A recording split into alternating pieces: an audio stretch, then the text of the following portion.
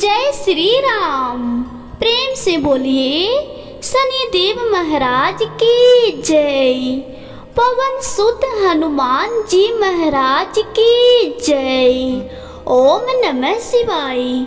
प्रिय भक्तजनों, आज हम श्रवण करेंगे न्याय के देवता शनिदेव और संकट मोचन हनुमान जी की एक अत्यंत चमत्कारी, दुर्लभ और मनोकामना पूर्ण करने वाली कथा।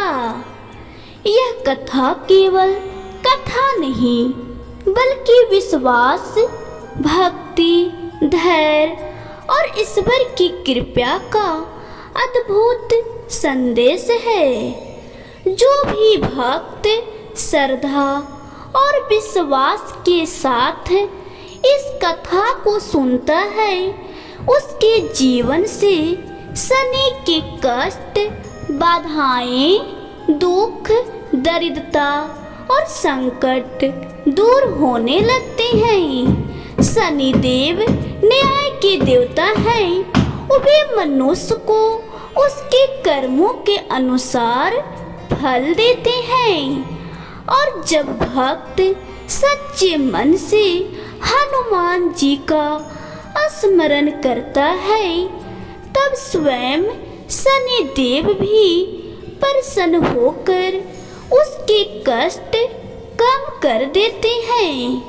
तो आइए भक्तजनों, आरंभ करते हैं शनिदेव और हनुमान जी की यह पावन कथा। बहुत समय पहले की बात है। एक नगर में एक निर्धन किंतु अत्यंत धर्मात्मा ब्राह्मण रहता था। और वह प्रतिदिन प्रातःकाल स्नान करके भगवान शिव, शनिदेव और हनुमान जी की पूजा करता था। वह गरीब जरूर था, लेकिन उसका मन भक्ति से भरा था। उसकी पत्नी भी बहुत पतिव्रता और धर्मपरायण थी। दोनों पति पत्नी सच्चे मन से ईश्वर का भजन करते और जैसे तैसे अपना जीवन बिताते थे। एक दिन शनिदेव ने सोचा, यह ब्राह्मण निर्धन होकर भी मेरी भक्ति करता है, इसके विश्वास की परीक्षा लेनी चाहिए। उसी रात ब्राह्मण को स्वप्न में एक दिव्य पुरुष दिखाई दिए। उनका वर्ण श्याम था, वस्त्र काले थे, नेत्र गंभीर थे और मुख तेजस्वी था।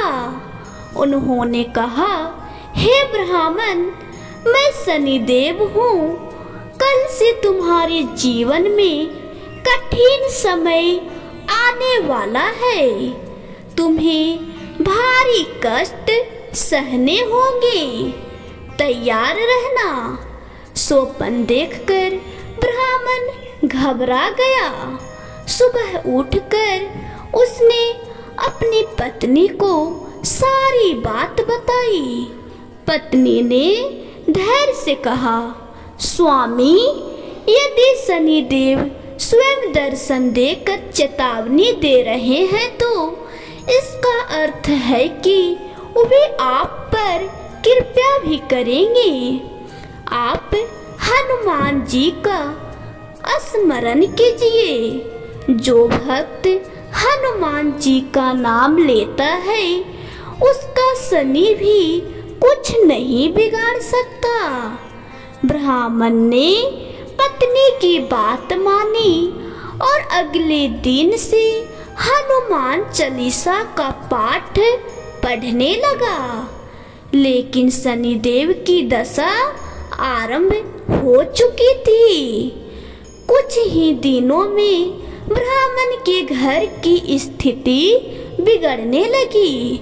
घर में रखा अनाज समाप्त हो गया, कमाई बंद हो गई। घर के बर्तन तक बिक गए। भूखे रहने की नौबत आ गई।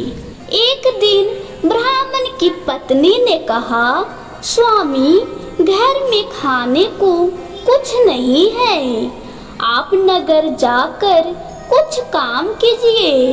ब्राह्मण भारी मन से नगर की ओर चल पड़ा। रास्ते में उसने एक व्यापारी को देखा जो अपने सामान के साथ परेशान बैठा था। व्यापारी ने कहा, ब्राह्मण देवता, यदि आप मेरा यह सामान राजमहल तक पहुंचा दे तो मैं आपको अच्छा धन दूंगा। ब्राह्मण ने सोचा, भगवान ने सहायता के लिए शायद हमें भेजे होंगे। उसने व्यापारी का सामान अपने सिर पर रख लिया और राजमहल की ओर चल पड़ा। लेकिन रास्ते में शनि देव ने अपनी माया दिखाई। अचानक तेज आंधी आई, ब्राह्मण गिर पड़ा और व्यापारी का बहुमूल्य सामान नदी में बह गया। व्यापारी क्रोधित हो गया और ब्राह्मण को चोर कहकर सैनिकों के हवाले कर दिया। सैनिक उसे पकड़कर राजा के दरबार में ले गए। राजा ने कठोर स्वर में पूछा, हे ब्राह्मण, तूने व्यापारी का धन क्यों नष्ट किया? ब्राह्मण ने हाथ जोड़कर कहा, महाराज, मैं निर्दोष हूँ। यह सब अचानक कैसे हुआ हमें नहीं पता। लेकिन व्यापारी ने कहा, महाराज, यह झूठ बोल रहा है, इसे कठोर दंड दिया जाए। राजा ने आदेश दिया कि ब्राह्मण को कारागार में डाल दिया जाए। निर्दोष ब्राह्मण जेल में बंद कर दिया गया। चारों ओर अंधेरा था, हाथों में बेड़ियां थी और भोजन तक नहीं दिया गया। लेकिन ब्राह्मण ने हार नहीं मानी। उसने वहीं बैठकर हनुमान जी का नाम जपना शुरू कर दिया। जय हनुमान ज्ञान गुण सागर, जय कपीस तिहु लोक उजागर। उसका विश्वास अटल था। वह बोला, हे पवन सूत, यदि मैंने जीवन भर सच्चे मन से आपकी भक्ति की है तो आज मेरी रक्षा कीजिए। उसी रात हनुमान जी प्रकट हुए।